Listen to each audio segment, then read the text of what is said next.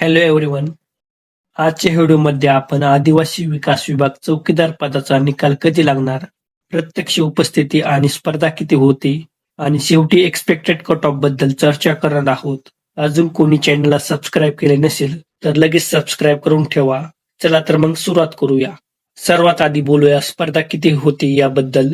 बऱ्याच विद्यार्थी मित्रांच्या कॉल, मेसेज आणि कमेंटवरून असे निदर्शनात आले की या परीक्षेला साधारणपणे 50 ते 60% एवढीच उपस्थिती होती.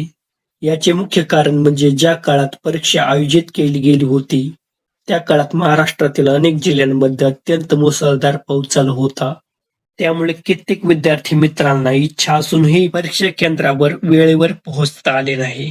जेव्हा परीक्षेतील उपस्थिती जवळजवळ 40 ते 50% घटते, तेव्हा प्रत्यक्ष स्पर्धा करणाऱ्या विद्यार्थ्यांची संख्या लक्षणीयरीत्या कमी होते.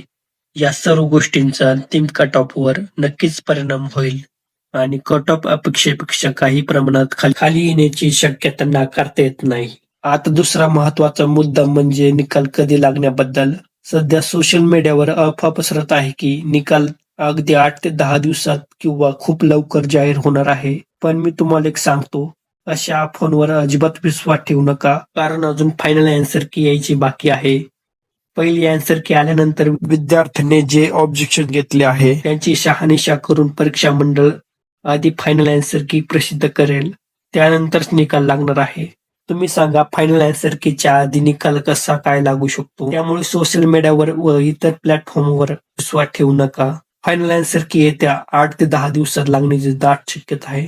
निकाल कधी लागण्याबद्दल बोलायचे झाले तर साधारणतः फायनल अँसर की प्रसिद्ध झाल्यानंतर 1 ते 1.5 महिन्यात लागण्याची दाट शक्यता आहे.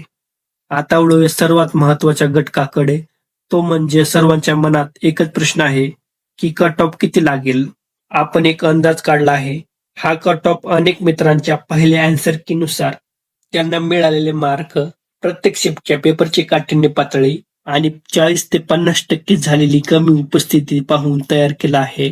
हा फक्त अंदाजित कट ऑफ आहे, कुठलाही फायनल कट ऑफ नाही. फायनल निकालात यामध्ये प्लस मायनस 5 ते 10 मार्काचा बदल होऊ शकतो. हे सर्वांनी लक्षात ठेवा, कारण काही कमेंट येतील सर एवढा कमी कट ऑफ नाही लागणार, काही कमेंट येतील सर इतका जास्त लागणार नाही. अशा सर्व विद्यार्थ्यांना मला एकच सांगायचे आहे की प्रत्येकाची विचार करण्याची आणि अभ्यासाची क्षमता वेगवेगळी असते. जास्त मार्क असलेले विद्यार्थी कमेंट करतो की कट ऑफ जास्त लागेल आणि ज्याला थोडे कमी मार्क असतील तो म्हणेल की इतका जास्त लागणार नाही. त्यामुळे या अंदाजित कट ऑफ पेक्षा तुमचे मार्क 5 ते 10 ने कमी किंवा जास्त असतील तरीही सध्या अजिबात टेन्शन घेऊ नका.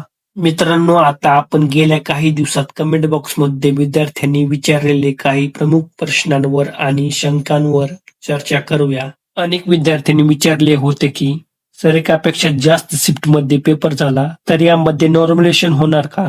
तर मित्रांनो, जेव्हा परीक्षा अनेक शिफ्टमध्ये पार पडते तेव्हा प्रत्येक शिफ्टच्या पेपरची काठिण्य पातळी समान नसते. त्यामुळे अँसर की तपासताना नॉर्मलायझेशनची पद्धत वापरली जाते.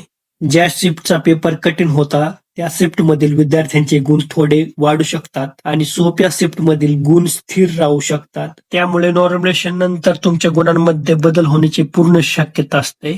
दुसरा प्रश्न अनेक मित्रांनी विचारला होता की सर, अँसर की मध्ये काही प्रश्न चुकीचे वाटत आहेत तर त्याचे गुण सर्व विद्यार्थ्यांना मिळतील का? जर तुम्ही नोंदवलेले आक्षेप परीक्षा मंडळाने स्वीकारले आणि ते प्रश्न खरोखरच चुकीचे किंवा पर्याय चुकीचे सिद्ध झाले तर त्या प्रश्नाचे गुण सर्वच विद्यार्थ्यांना दिले जातात किंवा ते प्रश्न रद्द केले जातात. त्यामुळे फायनल अँसर की आल्यावरच तुमच्या अंतिम गुणाचे खरे चित्र स्पष्ट होईल. तिसरा महत्वाचा प्रश्न असा होता की जर आमचे गुण या अंदाजित कट ऑफ पेक्षा खूपच कमी असतील तर आम्ही पुढे काय करावे? मित्रांनो, हा खूप महत्वाचा मुद्दा आहे. जर तुमचे मार्क अंदाजित कट ऑफ पेक्षा खूपच कमी येत असतील, निराश होऊन किंवा निकाल कधी लागेल याची वाट पाहत बसू नका. महाराष्ट्रात सध्या MPSC ग्रुप सी, आरोग्य विभाग, नगर परिषद, पोलीस भरती आणि इतर अनेक शासकीय विभागाच्या भरती प्रक्रियेच्या जाहिराती आणि परीक्षा आयोजित केली जाणार आहे. आदिवासी विकास विभागाच्या चौकीदार पदासाठी परीक्षेत ज्या चुका झाल्या, उदाहरण वेळेचे नियोजन न जमणे, गणित बुद्धिमत्तेचा सराव कमी पडणे, किंवा मराठी आणि इंग्रजी व्याकरणात कमी गुण होणे या चुकांचा सखोल अभ्यास करा. पुढील भरतीची तयारी करताना रोज किमान 1 ते 2 तास सराव प्रश्नपत्रिका सोडवा. तांत्रिक अतांत्रिक दोन्ही विषयांना योग्य वेळ द्या. ज्या विषयामध्ये गुण कमी मिळाले आहेत त्या विषयांचे रिव्हिजन वाढवा. रेग्युलर सराव करा आणि योग्य स्ट्रॅटेजीने तुम्ही येणाऱ्या पुढच्या भरतीमध्ये नक्कीच यश मिळवू शकता. आता पाहूत आदिवासी विकास विभाग चौकीदार पदाचा अंदाजित कट ऑफ. सर्वात आधी ओपन कॅटेगरी. मेल 175 प्लस तर female 165 plus. SC category. Male 165 plus तर female 155 plus. ST category 160 plus male तर फिमेल 150 प्लस लागण्याची दाट शक्यता आहे. आता ओबीसी कॅटेगरी. ओबीसी मेलचा 168 प्लस तर फिमेलचा कट ऑफ 162 प्लस लागण्याची दाट शक्यता आहे. SCBC category. मेलचा 170 प्लस लागण्याची शक्यता आहे तर फिमेलचा 162 प्लस लागण्याची दाट शक्यता आहे. आता ईडब्ल्यूएस कॅटेगरीचा.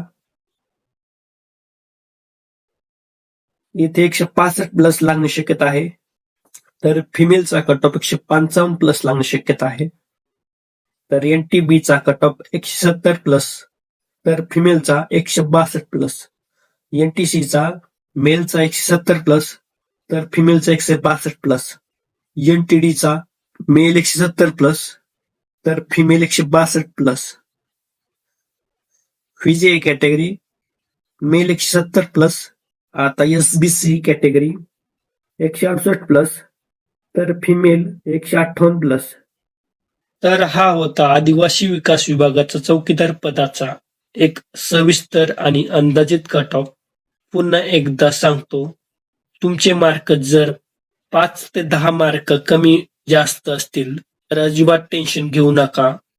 पण ज्या मित्रांना खूपच मार्क कमी असतील, वेळ न घालवता पुढील भरतीच्या अभ्यासाकडे लक्ष द्या. अजून कोणी चॅनलला सबस्क्राईब केले नसेल तर लगेच सबस्क्राईब करा, कारण सर्व स्पर्धा परीक्षेचे अपडेट आपल्या चॅनलवर सर्वात जलद पाहायला मिळतील. व्हिडिओ आवडला असेल तर लाईक करा आणि तुमच्या मित्रांसोबत शेअर करा. तुमच्या काही शंका असतील तर कमेंट बॉक्समध्ये नक्की सांगा आणि तुम्हाला किती मार्क आले आहेत ते कमेंट बॉक्समध्ये नक्की सांगा. अजून कोणी चॅनलला सबस्क्राईब केले नसेल तर लगेच सबस्क्राईब करा, कारण सर्व स्पर्धा परीक्षेचे अपडेट आपल्या चॅनलवर सर्वात जलद पाहायला मिळतील. या व्हिडिओमध्ये एवढेच. भेटूया पुढच्या एका नवीन अपडेटमध्ये. धन्यवाद. जय हिंद, जय महाराष्ट्र.